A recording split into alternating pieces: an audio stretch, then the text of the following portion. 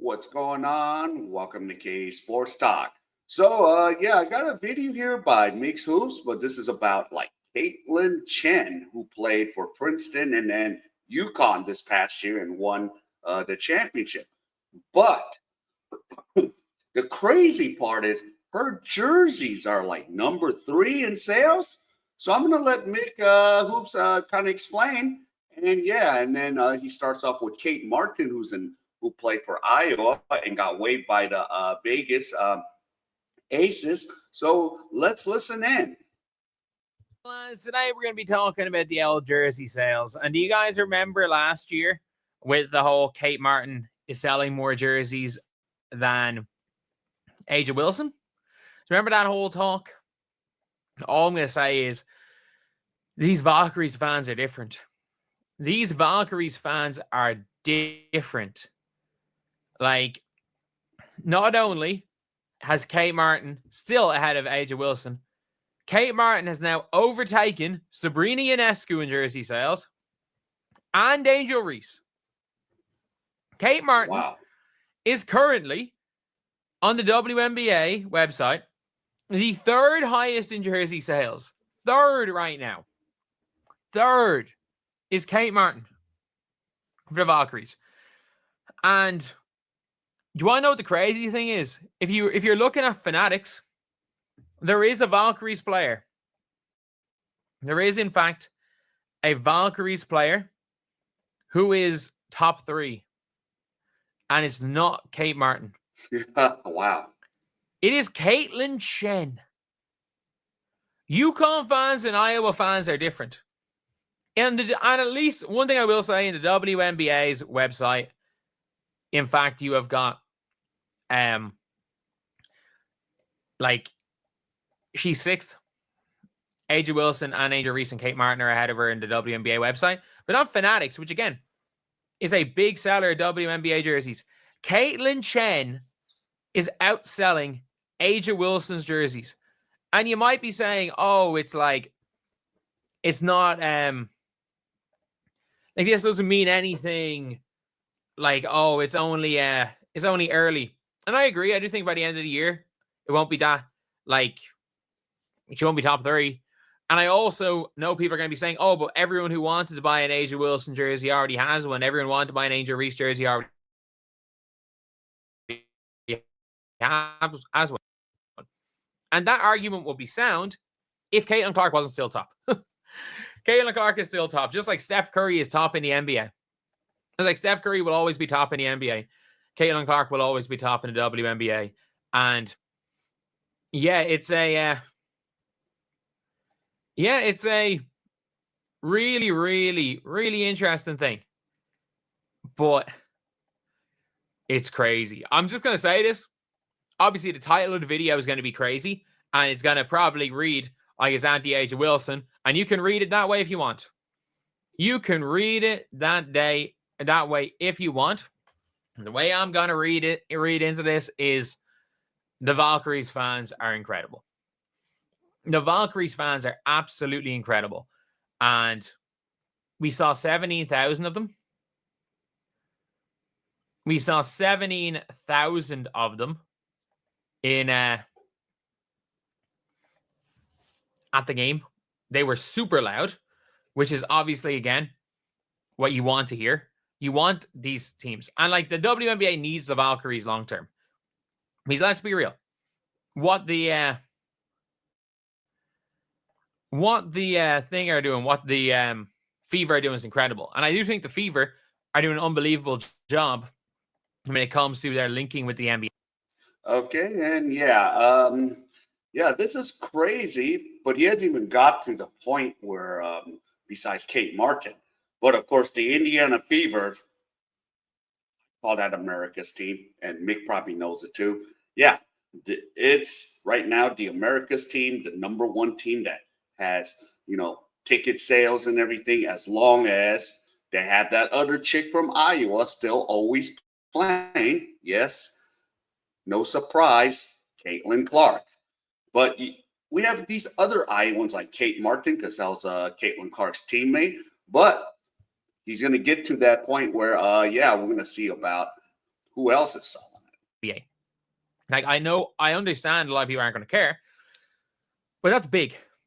What FIBA are doing in terms of linking themselves with the Indiana Pacers, the original goal for the WNBA, as the reason why we had, instead of the Houston Rockets, we had the Houston Comets.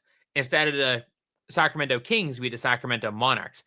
We had the New York Liberty, but I have no idea if they were, obviously, I don't know what a similar thing to a Knick is. I don't know what that is, but I actually genuinely don't know what that is.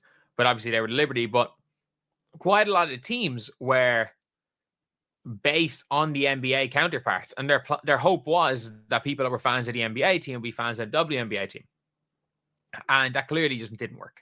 No, that clearly did not work out in any way.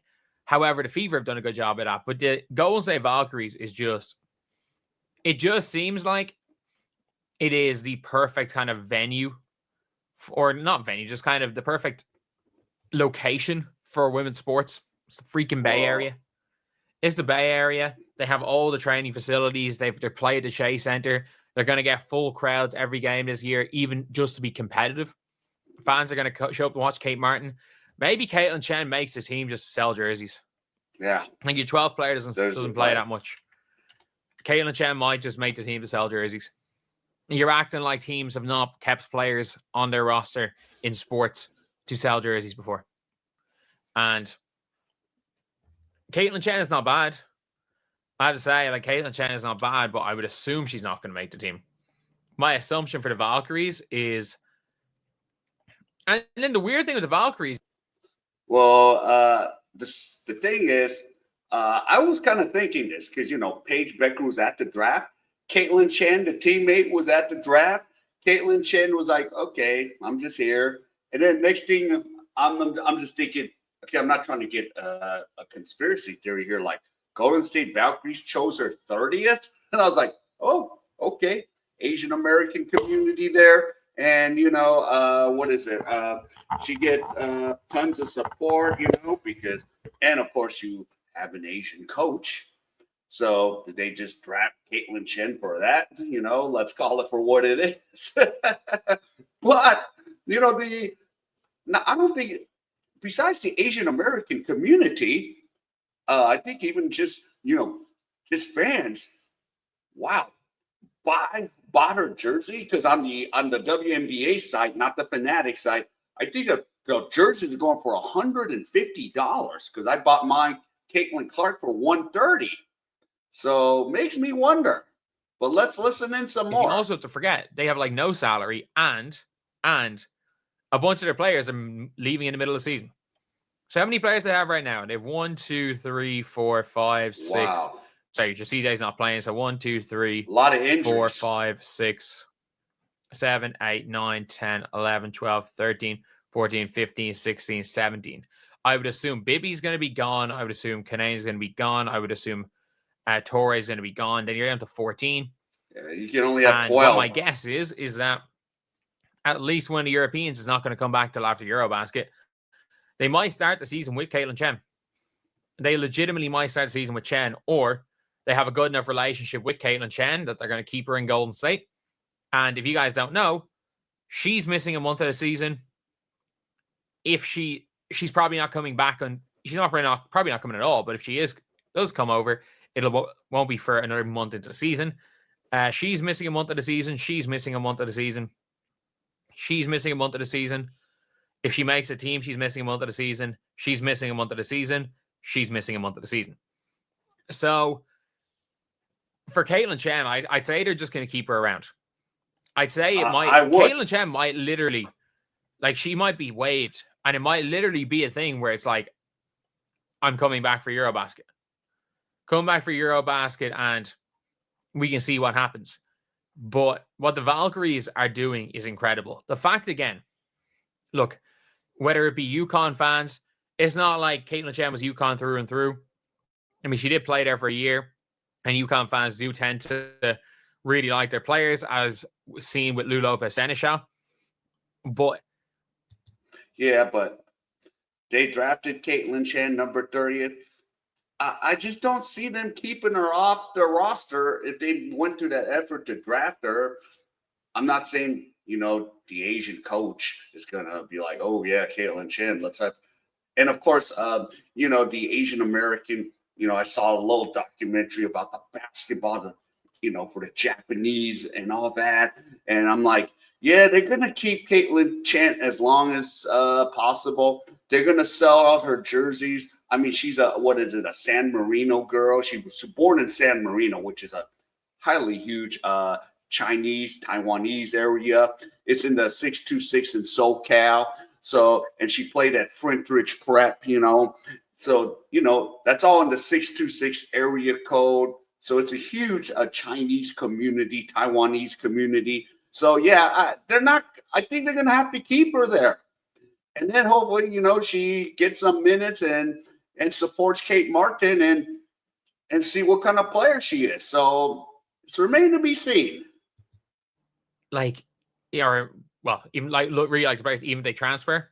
Obviously, I've seen with Lou, but that's the thing with the Valkyries is that the fact that there is a 3rd round pick who probably won't make the team, who is currently, albeit on the WNBA.com, is 1 spot behind A'ja Wilson in jersey sales, but on Fanatics, which is again another huge seller of WNBA jerseys and official merch, like an official seller of their jerseys, is ahead of A'ja Wilson, is mental. And the fact Kate Martin is ahead of A'ja Wilson on both is absolutely crazy.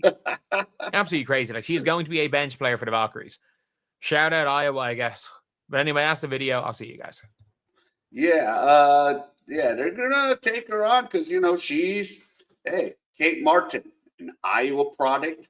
I guess America, we have a lot of love for these players from Iowa, or anything connected to maybe Caitlin Clark, or and they're relatable. And same thing with Caitin Chen. She's still relatable, and yeah, I mean, the Valkyries, if they can be that team at Golden State, it's you have Steph Curry on the other side, and if they can make a go of it and be that number 2 team to Indiana in ticket sales, don't know, but that still remain to be seen.